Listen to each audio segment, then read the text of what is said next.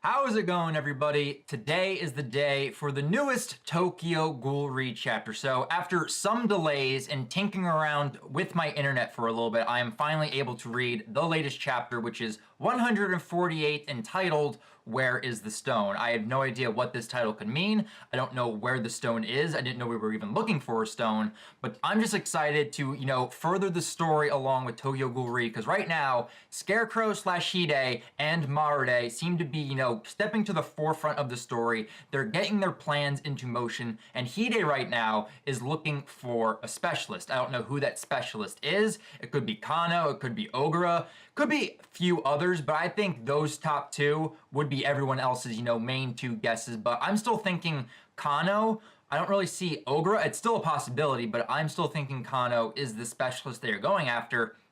But I'm just excited to dive into this week's latest chapter because Marude, besides with Hide, he's been taking charge, taking everyone in the CCG under his leadership, making sure everything's under control. And I just want to see where the rest of the story is going to be going. I don't know if we're going to go see, like Tsukiyama, the rest of the GOAT organization. Honestly, I think Kaneki right now is basically out of the story except for his dragon Kagane-like form. But I'm just excited to dive into this week's latest chapter, so let's just dive right into it. Chapter 148, Where is the Stone? So here we go. First page. It looks like we're in a flashback right now, so Mr. Shinohara, once everything ends, you'll definitely. Where is the stone? Chapter 148. So we see the S3 squad down the underground still. So we're flashing back to before, Kaneki exploded with his dragon form and basically just like popped out of the underground. We see a shot of Shinohara still in the hospital in his comatose state. And now we're getting the rumblings of Dragon. So the rest of the S3 squad under Juzo are like looking around. They're like, what? And Juzo, so he's still okay right here. He's like an earthquake. And then basically everyone just getting demolished.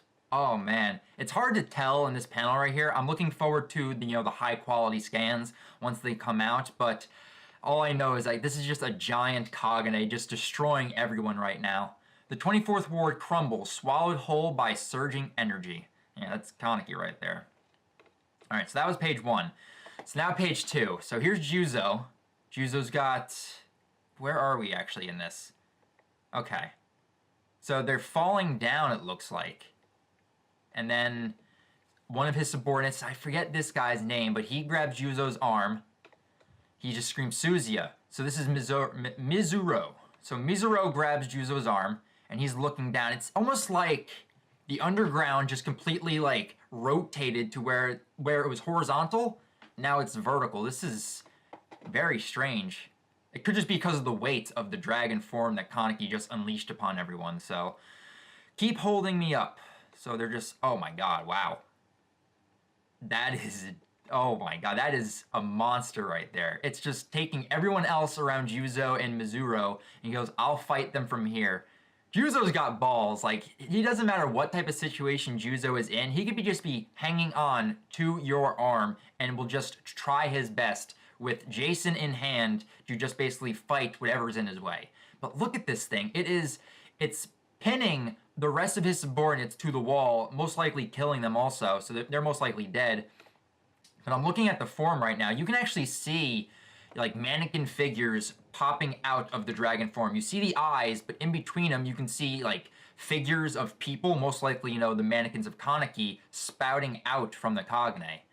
This is like a wicked design too. I like this panel a lot. This whole page is really, really cool. All right, let's move on to the next one. Okay, so now he's got bandages now. I wonder if we're flash forwarding a little bit. That thing was born underground. I should have finished him off. So now they're back at the CCG. He's reminiscing about Kaneki, Haize. He's in a wheelchair, it seems like, or just a chair. He's just in a chair. And he's basically thinking, it's like, I should have finished him off when I had the chance. Since I didn't, this is all happening to us right now. So he's back at CCG. Okay, so we know that Juzo is alive. We don't know about Hanbi. Hanbi is still MIA. It kind of hinted at that he was most likely dying, but we don't know for certain. But Juzo is alive, so that's good news. I'm really happy about that. So now we're moving on to the next page. So we have Ogura. Wow, Ogura's talking to Marude. This should be interesting. So is Ogura the specialist that Hide's been after, and I guess I would be wrong since I thought he was actually going after Kanou. So if I'm wrong, oh well, but Ogura is the number 2 choice that's not that bad at all. So let's see. I apologize for summoning you so suddenly. Dr. Ogura, not at all. Of course, as a member of the CCG, I have a few choice words for you about your activities. But given the circumstances, let's let bygones be bygones. Besides, I'm basically a part-timer at the moment. He's basically come back from hell, Marude. I'm amazed at just how Marude just was able to come back and just basically lead everyone, and everyone was just completely fine with it. I love that, and he was just completely badass. Just everything that he was shouting out, the orders, making sure everyone got their data in line. He's a boss. Marude is absolutely amazing. I assume you've seen it, no? Yes, a fearsome sight indeed. It's almost as if I can hear the world closing. They're asking for money. They're not charging us. Okay. So, the reason you called me is that monster, I take it? Nope. So, they're not calling because of Kaneki, so they're calling because of Hide. Well, so here comes Hide strolling up. And, oh, we got the reveal, half of the reveal. So, we have the top portion of his face from the nose down. We still can't see. But we know Hide's having trouble talking, so his mouth, or just at least the lower part, the jaw of his face, is definitely disfigured or messed up ever since, you know, him meeting Kaneki back during the ending of part 1. But this is a huge thing right here. So this is actually confirming, at least for us, this is Hide. Like, it's no longer a name. We have a face right now that we can definitely tell that, yes, Scarecrow is Hide. I'm happy about this. And then we have Dr. Chigyu? I think that's Chigyu, whatever. Rock Lee hair. He's in the background too. So, think you'll be able to speak? And he just has M, so he's basically saying, Okay. But he's touching his throat. So I wonder if he's got, like, does he have something? Is that how he's able to speak? Almost like, kind of like a person that gets like or like when they smoke a lot, they get like that hole and they have to get like the device where they can speak. I wonder if that's what Hide has. We prepared a device to enable him to converse. Okay, so they made a device. He probably won't get the hang of it today, but if he practices, today is a sunny day. That was fast. So just right off the bat, they just handed him the device, and he's already talking like that. That's Hide for you. That's awesome. So now he's actually going to be able to talk. Oh, man. So finally, no more symbols, no more murmurs. We're going to have complete sentences coming from Hide. All right. Can't blame him. Writing everything down is annoying. Yeah, and his misspelling. You look a hell of a lot better, too. Got that Hachikawa look. I want to ask you about Kanou. He's looking about Kanou. So am I still right about that? Is he actually looking for Kanou? You're an acquaintance of his from college. I hear that he had other, more personal interests. None of it was particularly flattering, but I have looked into his past. It's amazing how much Hide actually knows that Ogura went to college with Kanou. So we're getting more info on Kanou. In his youth, he was a cheerful boy. Apparently, he would often tell jokes and make people laugh. However, right before he entered college, he lost his mother to illness. It changed him as a person. Oh, wow. Well, she was probably old. According to his classmates, his mother suffered for quite some time, and until she passed away, Akira would visit her in the hospital every single day without fail. Apparently, his dream to become a doctor is one that he'd had since his childhood. His mother's illness may have motivated him to choose that path. So, he wanted to use the power of the Ghoul in medicine. But, if that were the case, he'd come to the CCG. Huh? After all, though the seeds for this were sown by him, this is a perfect chance to get others in his debt and progress his research. Don't forget how meticulous of a person he is, and yet he's nowhere to be seen. It's true, he's MIA. He's been MIA since Rue Island. Perhaps he's already finished it, which means the grave. So is that what he's been doing the entire time? He's been trying to resurrect his mother? Huh. Because we've really had no idea what motivated Kanou throughout this entire series thus far. And if it came down to a simple fact that he was just trying to resurrect his dead mother, that's very, very interesting. And then we just have this panel of Kanou, what appears walking to the gravesite, it looks like, in the rain with an umbrella. So he's reporting to his mother, huh? Brats, stake out Kano's mother's grave. What? Hurry! Roger, so he's sending out all of his subordinates to go and check out Kano's mother's grave. Why? Why the curiosity about Akihiro all of a sudden? Because he's a maggot specialist. Exactly, he is the specialist. Okay, so everyone's kind of right where he wanted to consult with Ogura to get closer to Kano. So technically, everyone is technically right because he went to Ogura just to get more information on Kano, which makes a lot of sense. Okay, so now we're in the rain. It's raining. People with umbrellas. Picked the absolute perfect time to make your comeback, huh, Nagachika? So Hide is meeting up with Akira and Almon. Okay, so they're coming back into the story now. I like this a lot. This is an awesome chapter so far. This is actually bringing a lot of characters together to everyone basically go up against Kaneki, who for this arc now has basically become the main villain. The Washu were after me. Apparently I was in their way. They were after Hide. No need to write things down anymore, huh? The CCG made it happen. Wish they made me more handsome too. It's easier for me to move about now that the Washu are gone. Pretty tough, aren't you? What were you doing in that getup of yours? Watching. Oh my god, we're getting a lot of information. I'm loving this. During the auction operation, watching if there was anyone that could save Kaneki.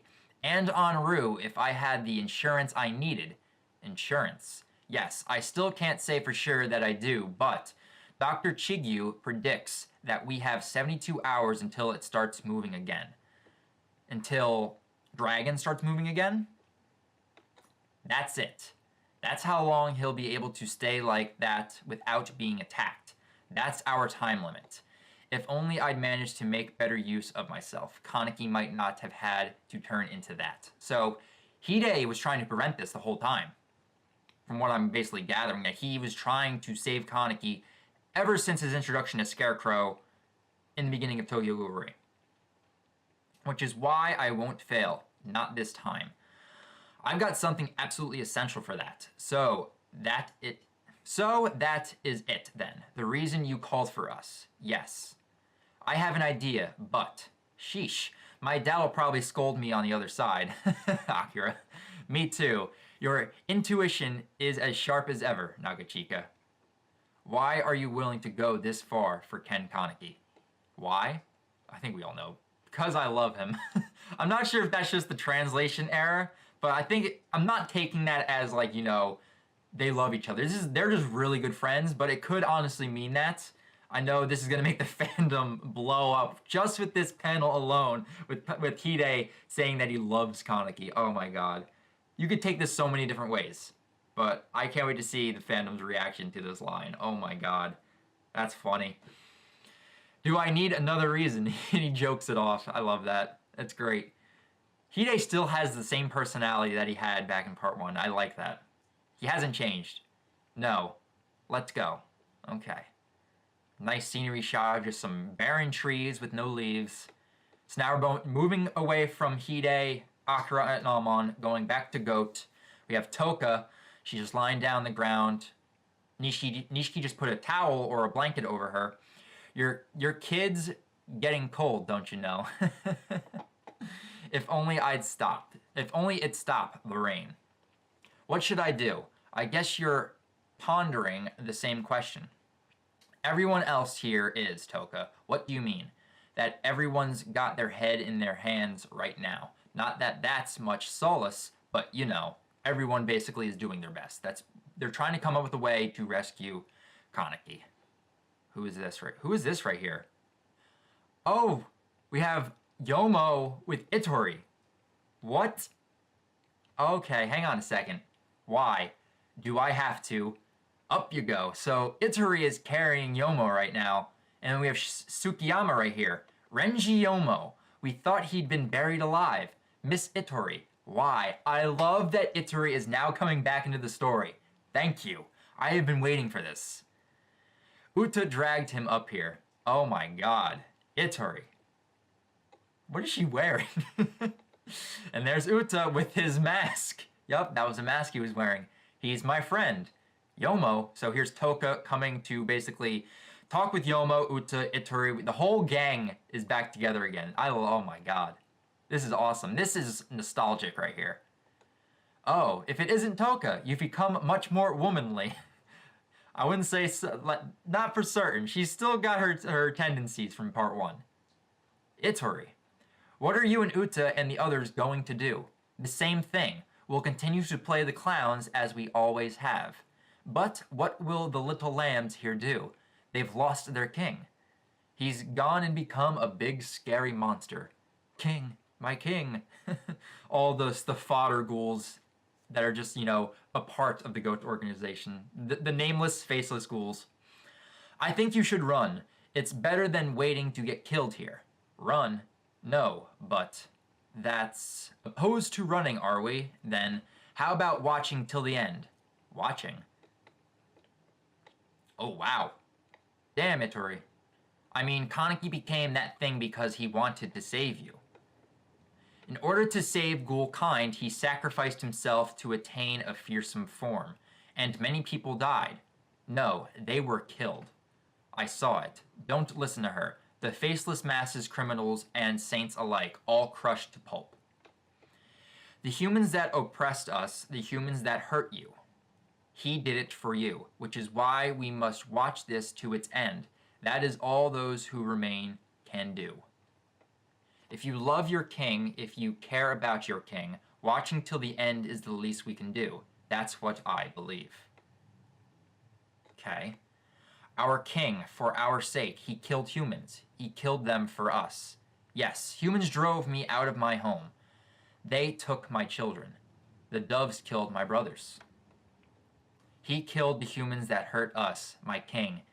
This is revenge. Yeah, he'll... And Toka's getting so angry at this. You can just tell this is hurting her so much. You love your king, right? We love him. So basically just like Ituri is getting the crowd on her side. You just have now everyone, you know, all the emotions is spreading to each person that now they are basically seeing this monstrosity and looking at it. It's like, this is going to save us from the humans. Like the humans should be obliterated. But just look at Toka's face on this panel. Like she is heartbroken at all this. So let's move on. You love your king, right? We love him. For us. It was all for us. He is everything. Our king. What a wonderful person. I'm glad we believed in him. She's right. We must watch over him till the end. King! My king! Oh, this is Shu saying it.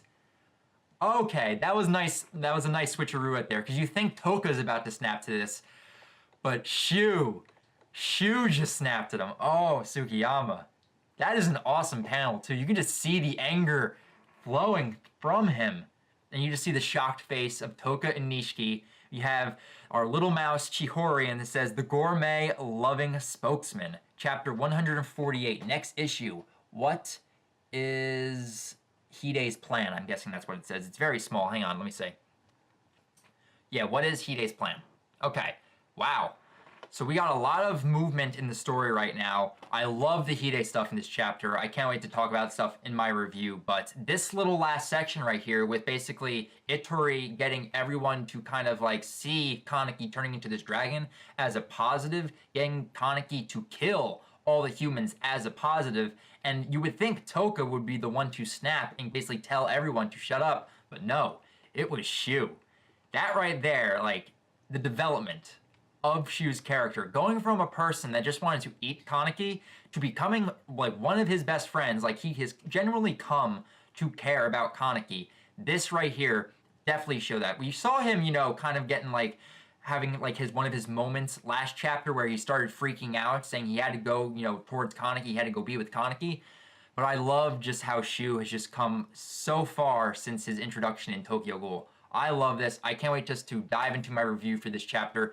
Hope you guys enjoyed my live reaction. There was a lot of dialogue in this chapter, but I definitely want to hear your guys' favorite moments in this chapter. Which section of it was your favorite? Most likely the Hide is going to be for a majority of people, but this last section with Goat and Shu is very awesome as well. So definitely leave your thoughts down in the comments below, and a little bit later, my review for this latest chapter, 148, will be on my channel. But until then, talk with you guys later.